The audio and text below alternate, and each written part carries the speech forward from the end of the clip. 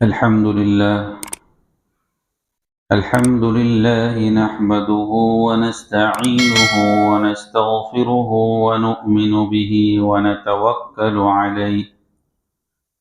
ونعوذ بالله من شرور أنفسنا ومن سيئات أعمالنا من يهده الله فلا مضل له ومن يضلله فلا هادي له ونشهد أن لا إله إلا الله وحده لا شريك له ونشهد أن سيدنا ومولانا محمدا عبده ورسوله أما بعد فأعوذ بالله من الشيطان الرجيم بسم الله الرحمن الرحيم ألم تر إلى الذين أوتوا نصيبا من الكتاب يؤمنون بالجبت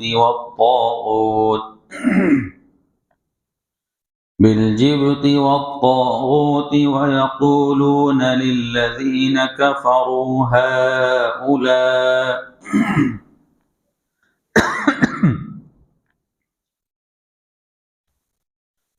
ويقول للذين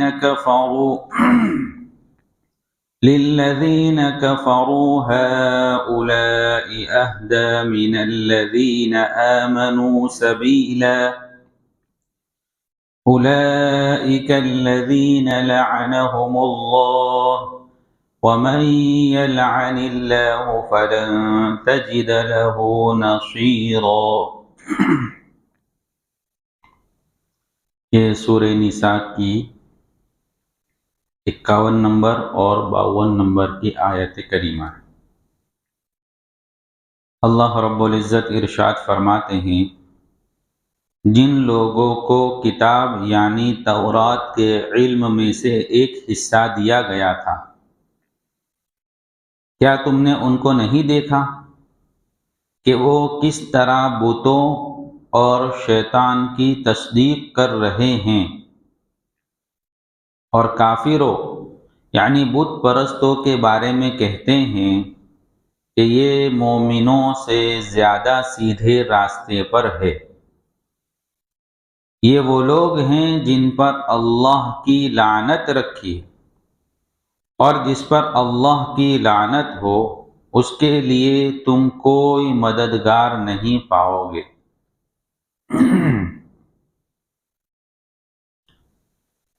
یہودیوں کے شرارتوں کا سلسلہ جاری تھا۔ اس سے پہلے والی آیات میں اللہ رب العزت نے اسی کو بیان فرمایا تھا۔ اس میں ایک مدینہ کے خاص واقعے کی طرف اللہ رب العزت ارشاد فرماتے ہیں۔ غزوہ احد کے بعد یہودیوں کا ایک قافلہ، چونکہ اللہ کے رسول صلی اللہ علیہ وسلم نے ان یہودیوں کے ساتھ مدینۃ المنورہ میں معاہدہ کر لیا کہ ہم نہ مسلمانوں کے خلاف کبھی کوئی کام کریں گے اور نہ مسلمان ہمارے خلاف کوئی کام کریں گے، نہ کوئی جنگ ہوگی اور نہ ہی کوئی اپنے دشمن کے خلاف کسی کی مدد کرے گا۔ یہ معاہدہ ہوا مسلمانوں اور یہودیوں کے درمیان، لیکن یہودیوں نے اس معاہدے کی مخالفت کی۔ معاہدہ تو کر لیا، لیکن اس کے بعد جو ہے پیچھے سے وہ مسلمانوں کو ستانے، ان کو تکلیف پہنچانے، یہاں تک کہ دشمنوں کو مدد پہنچانے کے لیے بھی وہ آمادہ ہو گئے۔ اسی سلسلے میں کعب بن اشرف جو یہودیوں کا سردار تھا، اور دوسرا ایک سردار حیی بن اخطب، یہ دونوں ایک قافلہ لے کر مدینۃ المنورہ سے مکۃ المکرمہ پہنچتے ہیں۔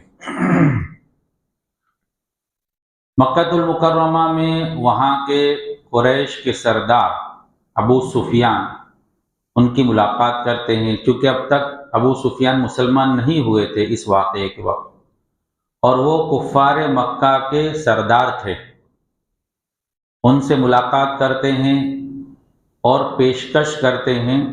کہ ہم چاہتے ہیں کہ ہم مسلمانوں کو ختم کر دے، اور تم بھی چاہتے ہو کہ مسلمان ختم ہو جاوے، تو ہم آپ کی مدد کریں گے، آپ اس معاملے میں ہمارا ساتھ دیں۔ ابو سفیان وہ بھی بڑا ہوشیار تھا، اس نے کہا، اور کفار مکہ کی طرف سے مطالبہ ہوا کہ آپ لوگ جو یہودی قوم ہیں وہ ایسی قوم ہے جو بڑی دھوکے باز ہے،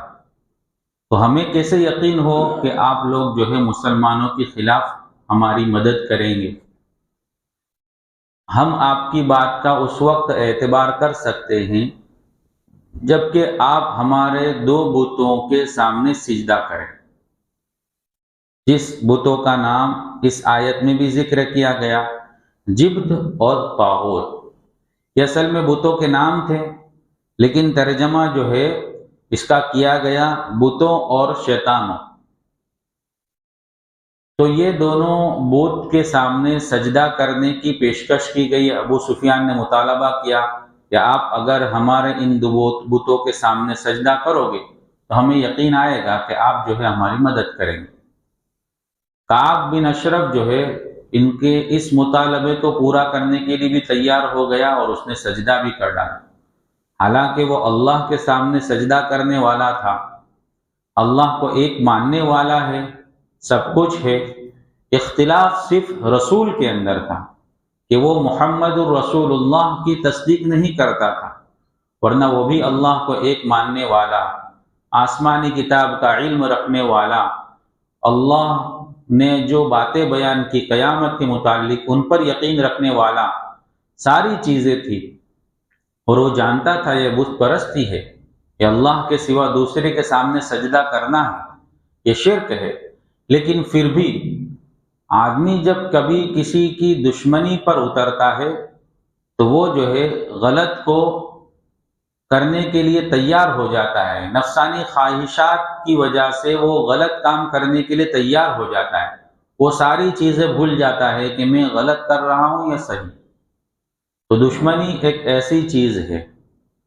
تو دشمنی ہو یا دوستی ہو، شریعت مطہرہ ہر معاملے میں اعتدال کو پسند کرتی ہے، درمیانی راہ، نہ اتنی زیادہ محبت ہو جاوے کہ محبت میں اندھا ہو کر وہ جو کہے اس طرح کرنے لگ جاوے اور شریعت کے خلاف بھی کام کرنے لگ جاوے، نہ دشمنی میں اتنا آگے ہو کہ دشمنی کے اندر وہ جو ہے اتنا آگے بڑھے کہ شریعت کے خلاف کر ڈالے۔ شریعت مطہرہ ہر معاملے میں اعتدال کو پسند کرتی ہے، نیوٹرل رہنے کو، نہ بہت زیادہ ادھر ہو نہ بہت زیادہ ادھر۔ تو یہ دشمنی میں چونکہ بہت آگے بڑھ رہا تھا تو اس نے دشمنی کے اندر بدلہ لینے کے لیے، مسلمانوں کو ختم کرنے کے لیے ایسا آگے بڑھا کہ وہ جانتا ہے کہ اللہ کے سوا کسی کے سامنے سجدہ نہیں کر سکتے، لیکن پھر بھی اس نے جبت اور طاغوت کے سامنے سجدہ کر لیا، بتوں کے سامنے سجدہ کر لیا۔ تو کعب بن اشرف نے سجدہ کر لیا۔ پھر یہودیوں کے 30 آدمی اور قریش کے 30 آدمی یہ کعبۃ اللہ کے سامنے جا کر انہوں نے وہاں معاہدہ کیا کہ ہم لوگ ایک دوسرے کی مدد کریں گے، مسلمانوں کو ختم کرنے کے اندر ایک دوسرے کی اعانت کریں گے۔ پھر جو ہے کعب بن اشرف اور یہ لوگ جو ہے دشمنی میں آگے بڑھتے ہوئے، ابو سفیان اور ان کا معاہدہ بھی ہو گیا، یہ واپس آئے، اور پھر ابو سفیان نے ان سے پوچھا کہ جو ہے آپ آسمانی کتاب کا علم رکھتے ہو تو آپ بتلائیے کہ ہمارا مذہب صحیح ہے یا ان مسلمانوں کا مذہب صحیح ہے، یہ سیدھی راہ پر ہے یا ہم سیدھی راہ پر ہیں۔ تو ابو سفیان سے ان لوگوں نے پوچھا کہ آپ اپنا مذہب بتلائیے کہ آپ کا مذہب کیا ہے۔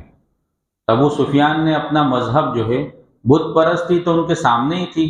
لیکن اس کے علاوہ جو ان کے اندر اچھائیاں تھی اس کو بیان کیا۔ ابو سفیان نے کہا کہ ہم حاجی لوگوں کی خدمت کرتے ہیں، یعنی جو دور دراز سے حج کے لیے کعبۃ اللہ آتے ہیں ان کی ہم خدمت کرتے ہیں، ان کے لیے اونٹ ذبح کرتے ہیں، اس کا گوشت پکا کے انہیں کھلاتے ہیں، ان کی مہمان نوازی کرتے ہیں، اور ایسے سارے کام ابو سفیان نے گنوائے۔ اور پھر کہا کہ ہم صلہ رحمی کرتے ہیں، رشتہ داروں کے ساتھ اچھا تعلق رکھتے ہیں، اور یہ مسلمان، یہ محمد صلی اللہ علیہ وسلم اپنے دین کو چھوڑ کر بیٹھے ہیں اور دوسرا نیا دین اختیار کیا ہے، اور انہوں نے ایسا کام کیا ہے جس کی وجہ سے بھائی بھائی کا دشمن ہو گیا۔ تو اس وقت کعب بن اشرف اور حیی بن اخطب یہ بھی جان رہے تھے کہ مذہب تو اسلام ہی ہے، لیکن پھر بھی انہوں نے دشمنی کے اندر آگے بڑھتے ہوئے کہا کہ نہیں، تمہارا مذہب ہی صحیح ہے، تم ہی سیدھی راہ پر ہو، اور مسلمان نعوذ باللہ گمراہ ہے۔ اللہ رب العزت نے اسی واقعے کی طرف اس آیت میں اشارہ فرمایا۔ پہلی آیت میں اسی کی طرف فرمایا کہ جن لوگوں کو ہم نے کتاب دی یعنی تورات دی،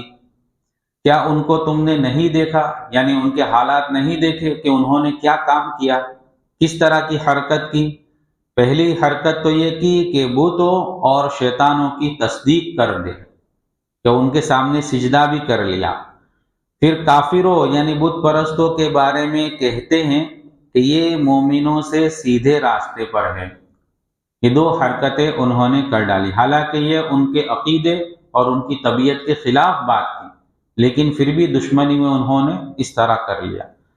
تو اللہ رب العزت آگے کی آیت میں فرماتے ہیں اولئک الذین لعنہم اللہ، یہ وہ لوگ ہیں جن پر اللہ کی لعنت ہے، اللہ کی پھٹکار ہے، اور جس پر اللہ کی پھٹکار ہو اس کے لیے کوئی مددگار نہیں ہوتا۔ لعنت کہتے ہیں اللہ کی رحمت سے دور، لعنت کا مطلب ہوتا ہے اللہ کی رحمت سے دور۔ اب لعنت یہاں جو کی گئی ہے اس کے اندر علماء فرماتے ہیں کہ لعنت کس کو کی جا سکتی ہے اور کس کو نہیں کی جا سکتی۔ اللہ کی رحمت سے دور کس کے بارے میں کہا جا سکتا ہے اور کس کے لیے نہیں کہا جا سکتا۔ علامہ شامی رحمۃ اللہ علیہ فرماتے ہیں کہ کسی بھی مسلمان کو لعنت نہیں بھیج سکتے، مسلمان کو لعنت بھیجنا حرام ہے۔ یعنی کوئی آدمی کسی مسلمان کو کہے کہ تیرے اوپر اللہ کی رحمت لعنت، تو اس کا مطلب یہ ہے کہ وہ اللہ کی رحمت سے دور، اور کسی مسلمان کو اس طرح کہنا کہ تو اللہ کی رحمت سے دور ہے یہ جائز نہیں۔ اور کافروں کے بارے میں فرمایا کہ اگر کسی کافر کے بارے میں یقینی طور پر یہ معلوم ہو جاوے کہ وہ کفر کی حالت میں مرا ہے، تب جا کر اس پر لعنت بھیج سکتے ہیں، جیسے کہ ابو جہل، ابو لہب وغیرہ۔ یہاں تک کہ لکھا کہ یزید جو بڑا ظالم بادشاہ تھا لیکن مومن تھا، لیکن صحابہ کو قتل کرنے والا، شہید کرنے والا اور بڑے ظلم کرنے والا، اس کے بارے میں بھی یقینی طور پر معلوم نہیں ہے، اس وجہ سے اس کو بھی لعنت نہیں کر سکتے۔ البتہ کسی کا نام لیے بغیر اگر یوں کہا جائے کہ ظالم لوگوں پر اللہ کی لعنت ہو، جھوٹوں پر اللہ کی لعنت ہو، تو اس طرح کہنے کی اجازت ہے، لیکن کسی کا متعین نام لے کر لعنت کرنے کی اجازت نہیں ہے۔ تو اللہ رب العزت فرماتے ہیں کہ یہ ایسے لوگ ہیں جن پر اللہ کی لعنت ہے۔ حدیث پاک میں کئی لوگوں پر اللہ کے رسول صلی اللہ علیہ وسلم کی مبارک زبان سے لعنت ان کے لیے ارشاد فرمائی گئی۔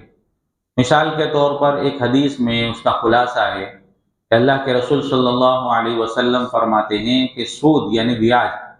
بیاج لینے والا اس پر اللہ کی لعنت، بیاج دینے والا اس پر اللہ کی لعنت، بیاج کے معاملے میں بیچ میں لکھنے والا اس پر اللہ کی لعنت، بیاج کے معاملے میں گواہ بننے والا اس پر اللہ کی لعنت۔ تو اس طرح کے دوسری احادیث میں بھی کچھ لوگوں پر اللہ کی لعنت اللہ کے رسول صلی اللہ علیہ وسلم نے ارشاد فرمائی۔ تو یہاں اللہ رب العزت نے ان کے بارے میں فرمایا کہ اللہ کی ان پر لعنت ہے، اور جس پر اللہ کی لعنت ہو وہ جو ہے ان پر اللہ کی لعنت ہو، ان کا کوئی مددگار نہیں ہوتا۔ آگے اللہ رب العزت فرماتے ہیں کہ یہ لوگ دشمنی کیوں کر رہے ہیں، اس کی کیا وجہ ہے، ان کو ایسا تو کیا ہو گیا کہ جس کی وجہ سے جاننے کے باوجود دشمنی پر اس حد تک آگے بڑھ رہے ہیں۔ اللہ رب العزت اس کو فرماتے ہیں ام لہم نصیب من الملک فاذا لا یؤتون الناس نقیرا، تو کیا ان کو کائنات کی بادشاہی کا کچھ حصہ ملا ہوا ہے؟ اگر ایسا ہوتا تو یہ لوگوں کو گٹھلی کے شگاف کے برابر بھی کچھ نہ دیتے۔ ام یحسدون الناس علی ما آتاهم اللہ من فضلہ فقد آتینا آل ابراہیم الکتاب والحکمت وآتیناہم ملکا عظیما، یا یہ لوگوں سے اس بنا پر حسد کرتے ہیں کہ اللہ نے ان کو اپنا فضل کیوں عطا فرمایا ہے، سو ہم نے تو ابراہیم کے خاندان کو کتاب اور حکمت عطا کی تھی اور انہیں بڑی سلطنت دی تھی۔ فَمِنْهُمْ مَنْ آمَنَ بِهِ وَمِنْهُمْ مَنْ صَدَّ عَنْهُ وَكَفَى بِجَهَنَّمَ سَعِيرًا، چنانچہ ان میں سے کچھ ان پر ایمان لائے اور کچھ نے ان سے منہ موڑ لیا، اور جہنم ایک بھڑکتی آنکھ کی شکل میں ان کافروں کی خبر لینے کے لیے کافی۔ یہاں جو وجہ بتائی گئی کہ ان کے حسد کرنے کی کیا وجہ ہے، پہلے تو ان کے ذہن میں یہ بات بیٹھی ہوئی تھی کہ بادشاہت، سلطنت، نبوت، پیغمبری ہمارے خاندان میں ہونی چاہیے، ہماری خاندان کی میراث ہے، یہ دوسرے خاندان میں کیسے چلی گئی، یہ بات ان کے ذہن میں بیٹھی ہوئی تھی۔ تو اللہ رب العزت نے پہلی آیت میں اس کا جواب دیا کہ کیا بادشاہت اور سلطنت ان کے قبضے میں ہے، ان کا کوئی حصہ ہے؟ یعنی وہ یہ سمجھ رہے ہیں کہ بادشاہت ہمارا حصہ ہے، ہم ہی کو ملنی چاہیے۔ تو اللہ رب العزت فرماتے ہیں کہ اگر ہم انہیں بادشاہت دے دیتے، سلطنت دے دیتے، ان کو اختیار دے دیتے کہ تم جس کو چاہے دے سکتے ہو، تو وہ اتنے بخیل ہے، اتنے کنجوس ہے کہ وہ ایک گٹھلی کی شگاف کے برابر، ایک تل کے برابر بھی کسی کو کچھ نہیں دیتے۔ یہ تو اللہ رب العزت نے اپنا فضل اپنے قبضے میں رکھا کہ وہ جس کو چاہتے ہیں اپنا فضل عطا فرماتے ہیں، جس کو چاہتے ہیں بادشاہت عطا فرماتے ہیں، جس کو چاہتے ہیں سلطنت عطا فرماتے ہیں۔ دوسری ان کی وجہ جو مخالفت کی ہے وہ یا تو حسد ہوگی کہ یہ لوگ حسد پر اتر گئے۔ تو حسد پر آدمی کب اترتا ہے، اس کو کیوں حسد کرنا پڑتا ہے؟ حسد کہتے ہیں کسی کے پاس کوئی نعمت دیکھی، کوئی اچھی چیز دیکھی، تو اس کے دل میں یہ داعیہ پیدا ہوا کہ یہ نعمت اس کے پاس سے ختم ہو جاوے، چاہے مجھے ملے کہ نہ ملے۔ یہ اعلیٰ قسم کا اور بڑے قسم کا حسد۔ ایک اس سے نیچے والا حسد یہ ہے کہ اس کے پاس سے وہ نعمت ختم ہو جاوے اور مجھے مل جاوے۔ اور ایک حسد جس کی اجازت بھی ہو سکتی ہے وہ یہ ہے کہ اللہ سے یوں دعا کرے کہ اللہ اس کو جو نعمت دی ہے وہ اس کے پاس باقی رہے، اس کے اندر برکت ہو اور یہ چیز مجھے بھی ملے، اس کی اجازت ہے۔ تو حسد انہوں نے کیا کہ وہ حسد کیوں کرتے ہیں کہ اللہ نے اپنا فضل ہمارے علاوہ دوسرے کو کیوں دیا، تو وہ محمد صلی اللہ علیہ وسلم کو دوسرا کیوں کہہ رہے، حالانکہ اللہ فرماتے ہیں کہ ہم نے بادشاہت، حکمت، سلطنت، یہ ساری چیزیں ابراہیم علیہ السلام کے خاندان میں رکھی، اور ابراہیم علیہ السلام کے خاندان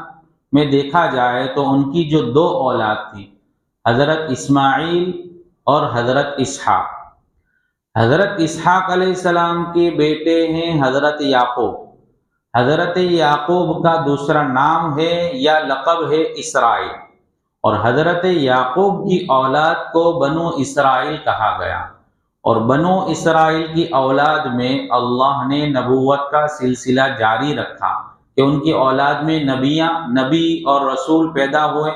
اور بہت سارے انبیاء انہی کے خاندان میں پیدا ہوئے، اور انہی کے خاندان میں جو ہے حضرت سلیمان بھی آئے، حضرت داؤد بھی آئے، جن کو اللہ نے نبوت کے ساتھ ساتھ حکومت بھی عطا فرمائی۔ تو اسی ابراہیم جس کی اولاد میں یہ سلسلہ چل رہا تھا، اسی ابراہیم کے دوسرے بیٹے اسماعیل، اسی اسماعیل کی اولاد میں ہم نے اخیر میں محمد صلی اللہ علیہ وسلم کو پیدا کیا۔ تو اب یہ الگ کہاں ہوا؟ یہ تو ابراہیم کی اولاد، ایک اولاد میں نبوت تھی، اسی ابراہیم کی دوسری اولاد میں نبی ہم نے پیدا کیے، تو اس میں حسد کرنے کی بات ہی کہاں ہے؟ یہ تو ابراہیم ہی کی اولاد ہے، تو اس میں حسد کرنے کی کوئی چیز تھی ہی نہیں، لیکن انہوں نے اس کو الگ سمجھ لیا، اس وجہ سے ان کے دل میں حسد پیدا ہو گیا۔ اللہ فرماتے ہیں کہ ہم نے ابراہیم کی اولاد ہی میں تو سارا سلسلہ رکھا تھا، چنانچہ پھر آگے کیا ہوا کہ جس نے حسد کیا یا جس نے حسد نہیں کیا، ان کی اولادوں میں سے دو گروپ گویا بن گئے، اور ایک گروپ، ایک لوگ وہ تھے جو ان پر ایمان لائے، اور ایک گروہ وہ ہوا جو ایمان نہیں لایا۔ تو جو ایمان لایا اس کے لیے تو نعمتیں ہیں، اور جو ایمان نہیں لایا اس کے لیے اللہ فرماتے ہیں وَكَفَى بِجَهَنَّمَ سَعِيرًا، اور ان کے لیے جہنم کی ایک بھڑکتی ہوئی آنکھ کی شکل ہوگی جو ان کو پہنچے گی، اور وہ کافی ہے ان کے لیے۔ تو یہاں ان کا ایک انجام جو ہے اللہ رب العزت نے ذکر فرمایا۔ آگے جو انہی کے کچھ حالات اور بیان کریں گے ایمان والوں کے اور جو ایمان نہیں لائے ان کے، جس کو انشاءاللہ ہم پھر سنیں گے۔ سبحان اللہ۔